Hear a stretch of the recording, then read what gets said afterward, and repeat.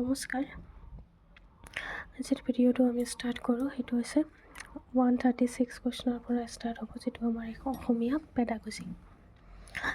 তো ব্যাকৰণৰ সূত্ৰসমূহ শিকোৱাত শুদ্ধ গুৰুত্ব দি বিভিন্ন উদাহৰণৰ সৈতে ব্যাকৰণ শিকোৱা পদ্ধতিটো হৈছে যেতিয়া ব্যাকৰণৰ সূত্ৰসমূহৰ কথা কৈছে, অৰ্থাৎ ৰুলছ।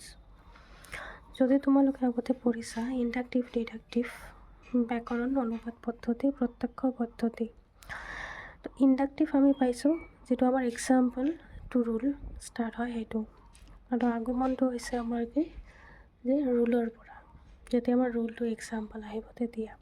ব্যাকৰণ যেতিয়া আমাৰ গ্ৰামাটিকেল ৰুলছ এণ্ড ৰেগুলেশ্যন। আৰু প্ৰত্যক্ষ হৈছে যিটো আমি অবজাৰ্ভ কৰোঁ। তো ইয়াত আমাৰ কোৱা হৈছে যে ব্যাকৰণৰ সূত্ৰসমূহ শিকোৱাত, সূত্ৰ অৰ্থাৎ ৰুলছৰ কথা কৈছে, তেতিয়াহ'লে আমাৰ শুদ্ধ উত্তৰটো হ'ব আমাৰ ডিডাক্টিভ অৰ্থাৎ আগমন পদ্ধতি। ভাষা এটাৰ আহৰণ কেনেদৰে কৰা হয়? আহৰণ এটা হৈছে শিক্ষণ।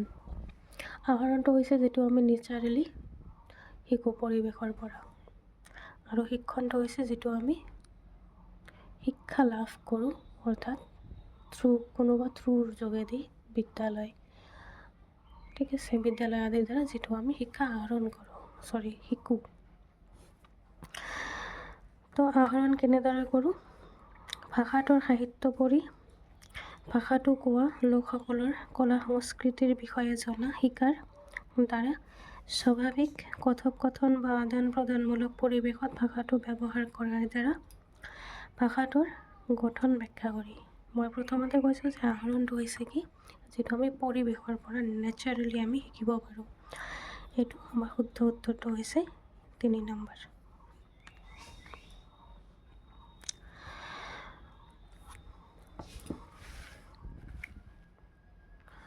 নেক্সট কুৱেশ্যনটো হৈছে সূক্ষ্ম মটৰ স্কিল। মটৰ স্কিল বিকাশৰ এটা উদাহৰণ হৈছে যে মটৰ স্কিল কোনবিলাক, আমি মটৰ কোনবিলাক হয়, যেনেকুৱা আমাৰ ফিংগাৰ। চোৱা যে কি কৈছে অপশ্যন, লিখা, আবৃত্তি কৰা, বগোৱা, জঁপিওৱা। তো আমাৰ শুদ্ধ উত্তৰ যিটো সেইটো হ'ব আমাৰ কি লিখা। মানে আবৃত্তি কৰাত আমি মুখৰহে প্ৰয়োগ কৰি, বগোৱা আমি অল বডি ইউজ কৰোঁ, জঁপিওৱা আমাৰ অল বডি যিটো আমাৰ হাত ভৰিৰ প্ৰক্ৰিয়া হয় সেইটো। কিন্তু যেতিয়া আমাৰ মটৰ অৰ্থাৎ সৰু সৰু সূক্ষ্ম শৰীৰৰ অংগ যেতিয়া আমি ইউজ কৰিম, তেতিয়া হৈছে আমাৰ মটৰ স্কিল, অৰ্থাৎ লিখাৰ ক্ষেত্ৰত আমি আমাৰ আঙুলি সৰু সৰু অংগবিলাক আমি ইউজ কৰোঁ। তলত উল্লেখ কৰা প্ৰশ্নবোৰৰ ভিতৰত শিক্ষকে সোধা প্ৰশ্নত কোনটো প্ৰশ্নই বা কাৰ্যই শ্ৰেণীত বহু ভাষিকতাৰ উৎসাহিত কৰে, অৰ্থাৎ মাল্টিলিংগুৱেল, যিটো আমি ইংৰাজীত আমি ইউজ কৰোঁ। চ' কি কৈছে, তোমাৰ পোহনীয়া জীৱ জন্তু আছেনে? কেনেকুৱা ধৰণৰ কোৱেশ্যন বা কাৰ্যই আমাৰ বহুভাষিকতাক উৎসাহিত কৰিব? তুমি আখৰবোৰ লিখিলানে? বেলুন কিমান ওপৰলৈ উৰিব পাৰে? শাক পাচলিবোৰৰ নাম তোমাৰ নিজৰ ভাষাত লিখা। তো শুদ্ধ উত্তৰটো হৈছে আমাৰ শাক পাচলিবোৰৰ নাম তোমাৰ নিজৰ ভাষাত লিখা। নেক্সট, নিম্ন শ্ৰেণীকোঠাত উমলা পদ্য বা ছন্দৰ মিল থকা পদ্যৰ ব্যৱহাৰ কৰিব লাগে, কাৰণ কিয় কৰিব লাগে, কাৰণ কি? ছন্দ আৰু পদ্যৰ এনে পদ্যবোৰৰ জৰিয়তে শিকাৰুৱে লক্ষ্য ভাষাটোৰ ব্যাকৰণ শিকিব পাৰে। 2 নম্বৰ, এনে পদ্যবোৰে শিকাৰুক জটিল শব্দবোৰ ব্যাখ্যা কৰি বাক্য গঠন কৰাত সহায় কৰে। এনে পদ্যবোৰে শিকাৰুক লক্ষ্য ভাষা কোৱাৰ সুবিধা দিয়ে। লাষ্ট পইণ্ট হৈছে এনে পদ্যবোৰে শিকাৰুক নিয়মানুৱৰ্তিতা শিকায়। তো ব্যৱহাৰ যিটো আমাৰ কৈছে ছন্দৰ মিল থকা পদ্যৰ ব্যৱহাৰ, তো এইটো আমাৰ শুদ্ধ উত্তৰ হৈছে 3 নম্বৰ। এনে পদ্যবোৰে শিকাৰুক লক্ষ্য ভাষাটো কোৱাৰ সুবিধা দিয়ে। নেক্সট কুৱেশ্যন, এগৰাকী শিক্ষকে শ্ৰেণীকোঠাত শ্ৰৱণ কাৰ্য এটা কৰোৱাবলৈ লৈছে। শ্ৰৱণ কাৰ্য অৰ্থাৎ শুনা। এই কাৰ্যৰ বাবে শিক্ষকগৰাকীয়ে শিক্ষাৰ্থীক কিছুমান অন্বেষণমূলক প্ৰশ্নৰ দ্বাৰা আগ্ৰহ জন্মাব পৰা আৰু আলোচনা কৰিব পৰা মস্তিষ্ক মন্থনকাৰী বা মনোমন্থনকাৰী কাৰ্যৰ পৰিকল্পনা কৰিছে। শিক্ষকগৰাকীৰ এই প্ৰস্তুতি বা পৰিকল্পনা হৈছে যে কি কৰিছে শিক্ষকগৰাকীয়ে এটা শ্ৰেণীকোঠা শ্ৰৱণ কাৰ্যৰ ব্যৱহাৰ কৰিবলৈ উৎসাহিত হৈছে যে কেনেকুৱা ধৰণৰ কাৰ্য অন্বেষণমূলক নিজে নিজে কি কৰে অন্বেষণ কৰিব পাৰে মানে আগ্ৰহী কৰি তুলিব পাৰে যে ছাত্ৰ ছাত্ৰীসকলে নিজে নিজে মানে কি হয় কুৱেশ্যন কোৱাৰ এটা চাহিদা আৰু নিজে নিজে মস্তিষ্ক মন্থন অৰ্থাৎ নিজৰ চিন্তাৰ দ্বাৰা চিন্তা কৰা ভবা উত্তৰ দিয়া এনেকুৱা ধৰণৰ এটা পৰিস্থিতি। তো কোনটো হ'ব শ্ৰৱণ কাৰ্যৰ পশ্চাৎ ক্ৰিয়া পূৰ্ব শ্ৰৱণ কাৰ্য শ্ৰৱণৰত কাৰ্য। তো এইটো যেতিয়া যে কি কৈছে কৰিবলৈ লৈছে অৰ্থাৎ কৰা হোৱা নাই যিটো আমাৰ কি হ'ব নিশ্চয় কি হ'ব যিটো কৰা হোৱা নাই কৰিব অৰ্থাৎ ফিউচাৰত। তো এইটো অবভিয়াছলি কি আমাৰ প্ৰি প্লানিং হয়। তো এইটো হ'ব আমাৰ পূৰ্ব শ্ৰৱণ কাৰ্য। ভাষাৰ শ্ৰেণীকোঠাত ছবি বা পোষ্টাৰ ব্যৱহাৰ কৰাৰ সন্দৰ্ভত তলত উল্লেখ কৰা কোনটো অশুদ্ধ? এই কাৰ্যই শিশুহঁতক কল্পনাৰ আৰু সৃষ্টিশীলতাৰ জগতখনত ঠাই দিয়ে। কল্পনা কৰাৰ যে পোষ্টাৰ যেনেকুৱা বাহিৰত আমি যিকোনো স্কুলৰে হওক বা কলেজৰে হওক যিকোনো আমি পোষ্টাৰ দেখা পাওঁ। তো এই পোষ্টাৰখনে কিহৰ কাৰণে কি আমাক বুজায় পোষ্টাৰবিলাকে কল্পনা বা সৃষ্টিশীলতাৰ জগতখনত লৈ ঠেলি দিয়ে। এই কাৰ্যই শিশুহঁতৰ শ্ৰৱণ ক্ষমতা বৃদ্ধি কৰাৰ সুযোগ দিয়ে। শ্ৰৱণ অৰ্থাৎ শুনা পোষ্টাৰ চাই আমি কিবা শুনিব পাৰোঁ নিশ্চয় নোৱাৰোঁ। তো নহয় বুলি কৈছে যেতিয়া তো আমাৰ শুদ্ধ উত্তৰটো হ'ব আমাৰ 2 নম্বৰ।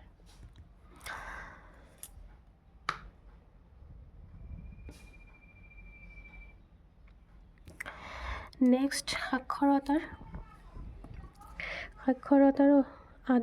আদি স্তৰ বা উদ্গম পৰ্যায়ত দেশ আনকি লিখনৰ অন্তৰ্গত হয়। এইটো আদি স্তৰ বা উদ্গম পৰ্যায় যিটো ইংৰাজী টাৰ্ম হৈছে আৰ্লি ষ্টেজ অফ আমাৰ কি হৈছে লিটাৰেচি। তো আৰ্লি ষ্টেজ আমাৰ কোনটো হ'ব বাক্য গঠন ছবি অঁকা আখৰ সজা শব্দ লিখা। তো আমি নিশ্চয় গম পাম যিটো আমাৰ আৰ্লি ষ্টেজ। তো সেইটো যেনেকুৱা শিশু যেতিয়া ডাঙৰ হ'বলৈ ধৰে ফাৰ্ষ্ট তেওঁলোকে কি কৰে যে বিভিন্ন ধৰণৰ ছবি অংকন কৰাত কি কৰে তেওঁলোকে গুৰুত্ব দিয়ে বা ছবিখিনি আঁকে। তো এইটো হৈছে আৰ্লি ষ্টেজ নিশ্চয় হ'ব আমাৰ কি ছবি অঁকা। শিক্ষাৰ্থীৰ ভাষা ব্যৱহাৰৰ মূল্যায়ন কৰোঁতে তলত উল্লেখ কৰা কোনটো আটাইতকৈ গুৰুত্বপূৰ্ণ? শিক্ষাৰ্থীৰ ভাষা ব্যৱহাৰ মূল্যায়ন কৰাত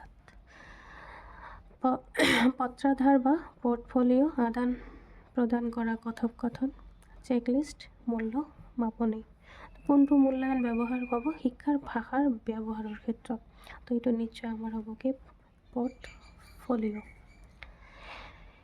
শিশুৰ ভাষা আহৰণ প্ৰক্ৰিয়াটোত গুৰুত্বপূৰ্ণ ভূমিকা পালন কৰে। শিশুৰ ভাষা আহৰণ যিটো আমি পৰিৱেশৰ পৰা আহৰণ কৰোঁ তো সেইটো হৈছে কি মুখ্য ভূমিকা বা গুৰুত্বপূৰ্ণ ভূমিকা কোনে পালন কৰিব সেইটো হৈছে আমাৰ কি পৰিয়াল। নেক্সট কুৱেশ্যন ব্যাকৰণৰ নিয়মবোৰ মনত ৰখাই এই পদ্ধতিটোৰ সাৰ যে নিয়মৰ কথা হৈছে গ্ৰামাৰ ৰুল যিটো আমাৰ মনত ৰখাই হৈছে মেইন সেই পদ্ধতি হৈছে ব্যাকৰণ অনুবাদ পদ্ধতি প্ৰাকৃতিক পদ্ধতি গঠনাত্মক পদ্ধতি প্ৰত্যক্ষ পদ্ধতি। তো যেতিয়া ব্যাকৰণৰ নিয়মৰ কথা আহে তেতিয়া আমাৰ আহে কোনটো যে ব্যাকৰণ অনুবাদ পদ্ধতি। ভাষা এটা শিকাৰ ক্ষেত্ৰত নিম্নলিখিত কোনটো গুৰুত্বপূৰ্ণ নহয়? শিকাৰ প্ৰতি আগ্ৰহ এইটো নিশ্চয় আমাৰ কি হয় গুৰুত্বপূৰ্ণ হয়নে নহয়? নিশ্চয় হয়। অনুবাদ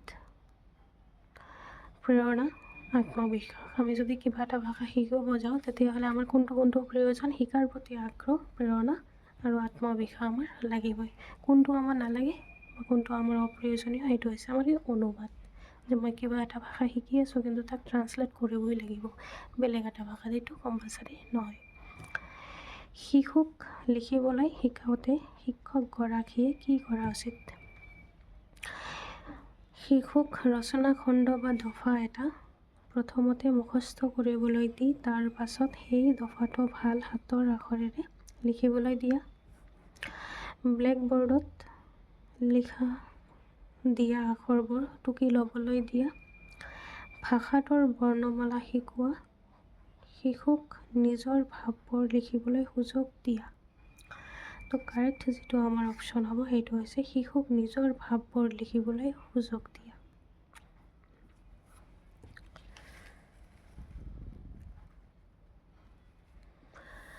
শিক্ষাৰ্থীৰ কাৰণে শিক্ষণ সামগ্ৰী টিচিং লাৰ্ণিং মেটেৰিয়েলছ বাছি লওঁতে কোনটো দিশত গুৰুত্ব দিব লাগে?